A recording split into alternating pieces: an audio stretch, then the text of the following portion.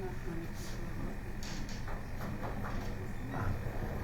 they asked this to be put on the commission page, Right. so we did that. Right. So maybe on the government page. So we have to get your, whoever's in charge of the thing to ask the government to make that. Hello. Good afternoon. Thank you. Good afternoon. You can continue. How much longer do you think you're likely to be with your summary? Just a few minutes, Chief Justice. How many? Just a few minutes. Few? I don't know what a few is. I'll say 5. I'll say 5. Okay, thank you. Thank you. Thanks for indulging me. So I just want to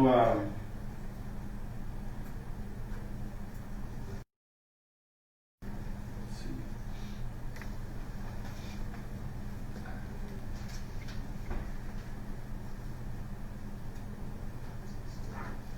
Give me one moment, please.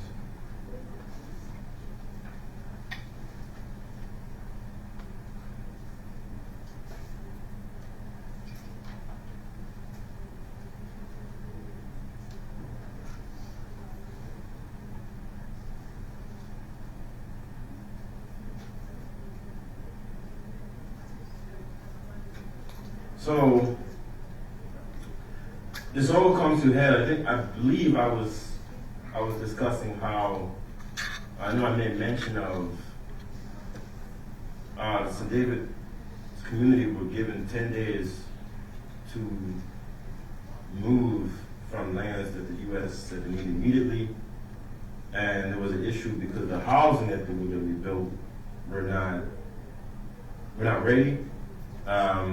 There was a labor shortage.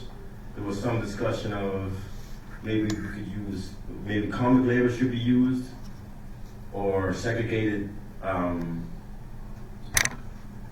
semi-military units should be used to build these homes, lay the foundations. But temporarily, a number of St. David Islanders were put into temporary barracks that were on the eastern end of the island next to the pilot station while the homes were being built. This was a really contentious moment where U.S. soldiers actually been moving, or U.S. officials and personnel were actually living in some of the homes of St. David Islanders while they were placed in these barracks at the same time.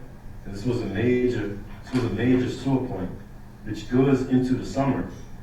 So in these there were 4 prefabricated barracks.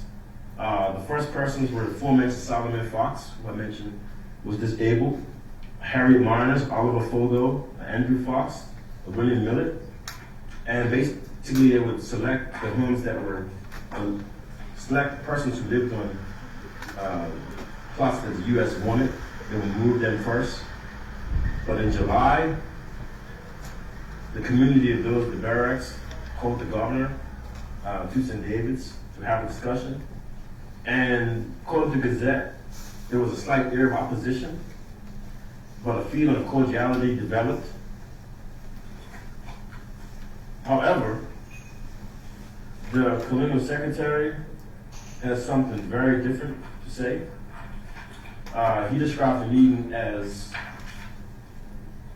several St. David Islanders or indignant citizens jumped to their feet and expressed in secession in the strongest language, somewhat out of place in a place of worship, the thoughts on the unfair arrangements. Several of them collectively shouted that they had lived all their lives in decent homes, and they flatly refused to be housed in barracks and would go to prison first. Then they turned their complaints against the colonial secretary, whose signature was on all of the documents and arrangements. And Secretary Dutton asked them to be patient, and they should remember that they could have been worse off, as the homes could have been bombed around the heirs. The group submitted a list of grievances to the government about their deal, including compensation amounts, the demand that they vacate the property, and so much to the point that the governor actually asked the U.S. military to not have U.S. personnel live in those homes while they were in the barracks. I'm not exactly sure if that actually plays out But that was the attitude. Most of these cases go into arbitration as well. But I want to end with this point of the 2 points I want to make.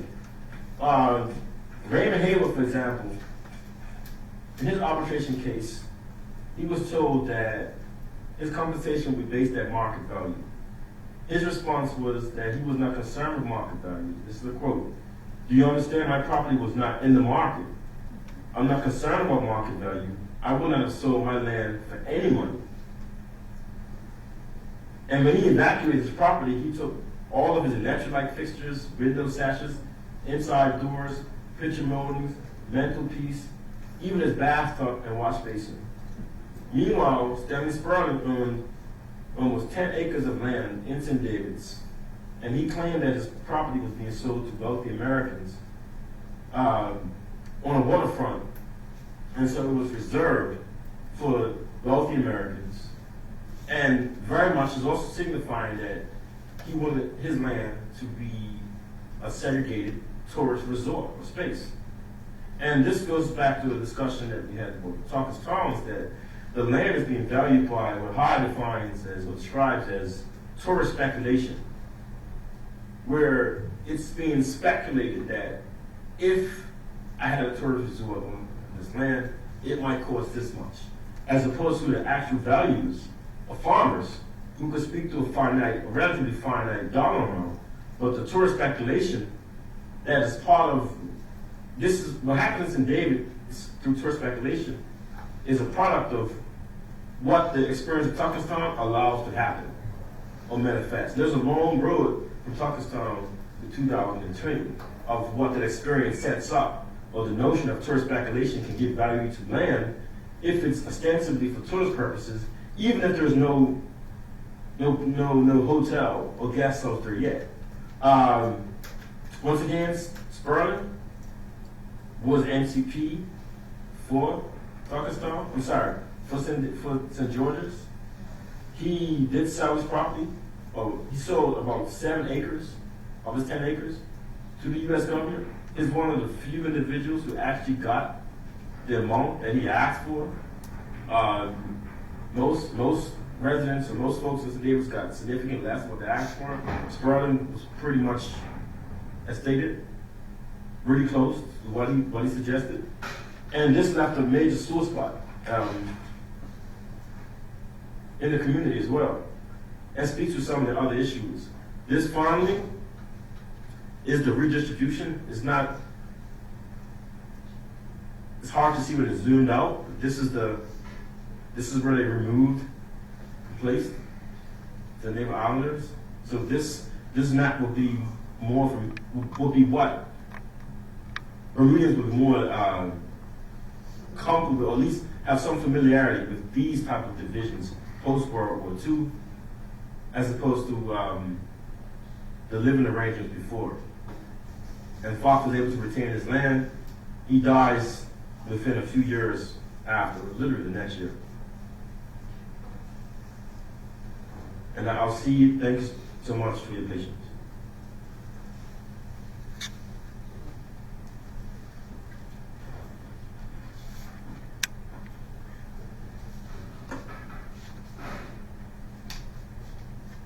I see you looking at your watch, Mr. Swan. I'm going to go on until about 12:15 because we're going to break today at about 3 o'clock in any event. So go ahead, please, and then we'll break at a convenient point. Thank you. Yes, I was just trying to clarify with Mr. Swan what the breaks were, so I appreciate that. Thank you very much.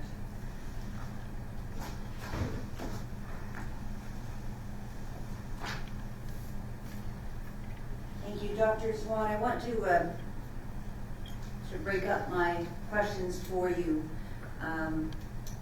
sort of in the way that you've prepared your report. First, the historical context, the actual passing of the legislation as you've discussed it in part, and then the aftermath of that. The historical context, I'd like to be clear about because you have made a number of comments, you've made a number, drawn a number of analyses about the white oligarchy and versus the black St. David Islanders. When you talk about the black St. David Islanders, do you include in that group the Pequot Indians who came? Yes, and for me, this is why I made the point to say the racially black, because in the context of Bermuda, if you look at census reports, they're defined as black, because that's the British system of identifying race. But ethnically, the Pequot and of African descent, which in Bermuda context is actually not a strike against them. But I want to stress that I did also say that it's primarily black community. It also includes white St. David Islanders, more racial and class divisions in St. David's. But culturally, as even if you refer to the notes, they also refer to a certain class of white St. David Islanders as also being, or refer to them as being culturally backwards. So it's primarily racially a black community. But it's not only a black community. So yes, I am including the Pequot community in there. And Pequot is also an umbrella phrase for, there's a number of other indigenous American groups as well, like the Wampanoag, for example. But in the collective memory, we remember the Pequot community as being the first, but there are other ethnic groups as well. And just to get back to that point that you just raised, you said on St. David's Island at the time when these properties were appropriated, there was both group identified as the white community and then the black community as we've now defined it, correct? Yes. With respect to how St. David's looked at that time, was there, prior to the appropriation, was there already a segregation line, as it were, a demarcation between the white community and the black community? I say yes, but I wouldn't say demarcation, I'd probably say demarcations. Mm-hmm. For example, if you listen to some oral testimonies, St. David Islanders talk about segregated churches. Westcott Island looks to have been primarily the largest landowners, looked to have been the Haywards, a white family that owned land since the enslavement era. Longbird Island was primarily owned by a wealthy white American and another white Bermudian.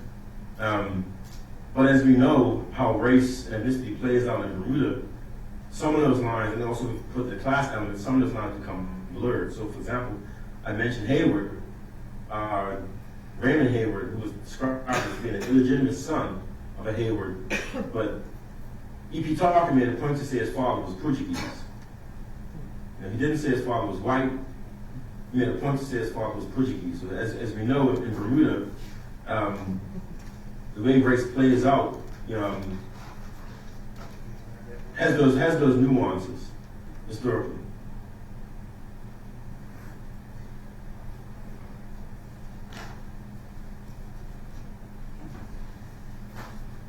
Just in general, and I'll come to specifically your report in a moment, but just in general, you said there were demarcation lines, but as far as St. David's Island goes, generally speaking, the exceptions, but generally speaking, was part of the island primarily white residents and part of the island primarily black residents as we define them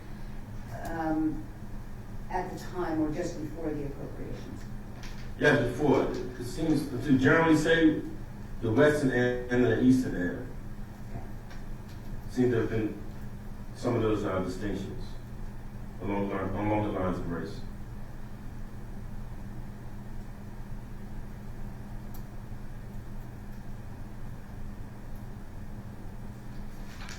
You, just generally, and I will come to the specifics, but I want to just clear up a couple things that weren't clear for me. You spoke about the you spoke about committees. And one of the committees you spoke of was the committee that did not want or raise issues about the military base being in Warwick, Southampton, that area. Yes. That committee, per se, committee of citizens, I suppose, was there ever, were you ever able to discover who was a member or who was part of that committee? Yes, and thank you for asking for the clarity, because I do state it specifically, but I'll restate it for the pleasure of the commission.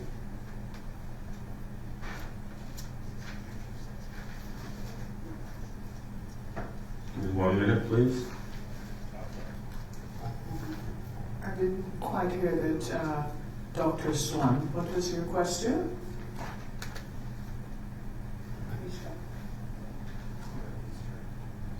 Oh, the question was, who made up the Bermuda Committee? The Bermuda Committee was appointed by the governor of Bermuda. It included, and appointed by the governor of Bermuda, it included the Colonial Secretary, Eric Dutton, Bermuda's Attorney General, Trunzo Gilbert. This is also on page 16 Thank and you. 17 of the report. And I also entered in, I believe, a letter and evidence, but it's on the page it's on pages 16 and 17. Thank you. Howard Trott, JDB Tolbert, who I mentioned on property in the Southampton area, and while the St. David's acres, while St. David's Islands was being offered 500 pounds per acre, he was seeking to get 800 pounds an acre for his property at the same time. It's just I wouldn't say it's a side note, but it's part of that's the other dynamic of looking at St. David's is also what happens in Southampton. So that was the Bermuda Committee Yes. that raised those objections, and you say they were actually appointed by the governor to that committee. Yes.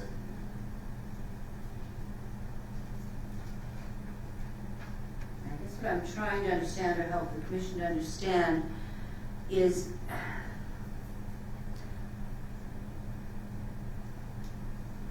how did that come about? How was it historically? Is there any evidence as to why the governor believed there needed to be a Bermuda committee in relation to this particular issue? Yes. In early September, he creates this committee to ostensibly get feedback on the U.S. naval plans. But he appoints this committee even before those plans are actually announced. It's before the U.S. military ensemble actually arrived in the island. But it included folks from his legislative council. And then he also brings on Henry Jack Tucker and Hal Butterfield as the managers of Bank of Bermuda and Bank of Butterfield as well. But this is early September when he does them. This committee would also travel to the United States, travels to London, seeking approval or seeking support from the British government around issues. So it's very active, but it makes no overtures or it doesn't seek any advice from Sedative Islanders themselves. It's really a projection. It's really a misnomer to call it a Bermuda committee. It claim to speak on behalf of Bermuda, but they clearly don't. And as a matter of fact, Henry Jack Tucker actually played a leading role in some of the committee's travels abroad. And he does speak to it in the book that's written, the title.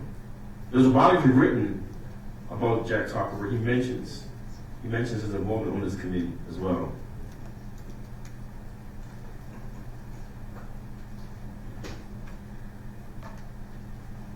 one of the issues that you say they raised was that it would be banned for, if the base was located in or Southampton along that stretch, that it would be bad for tourism. Yes. American tourism, but tourism nevertheless, right? Yes.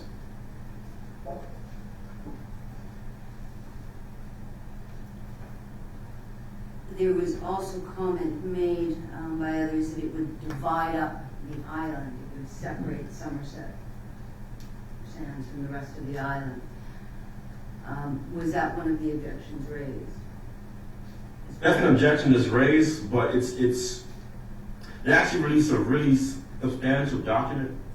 But what they lead with is the notion of it'll interrupt tourism. And if you think about tourism, really meaning segregation and wealthy white Americans, that's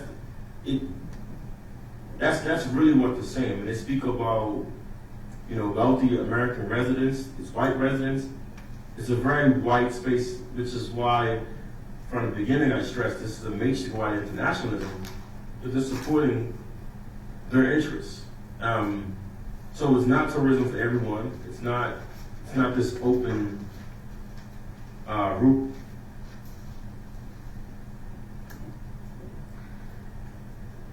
By contrast, the island of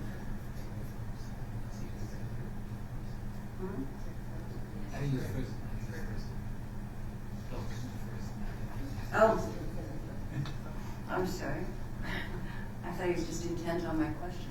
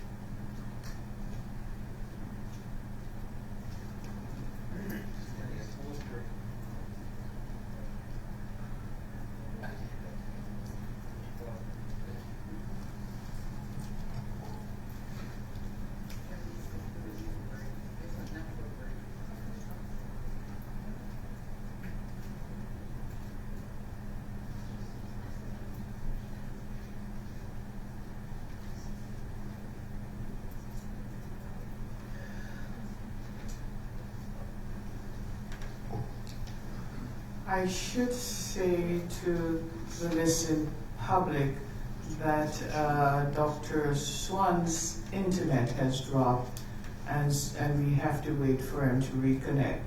We were going to break at 12:15, so this is an appropriate time. We'll take the luncheon break now, resume at 1:30, and I should mention that we're going to break for the day at 3 o'clock today. Thank you.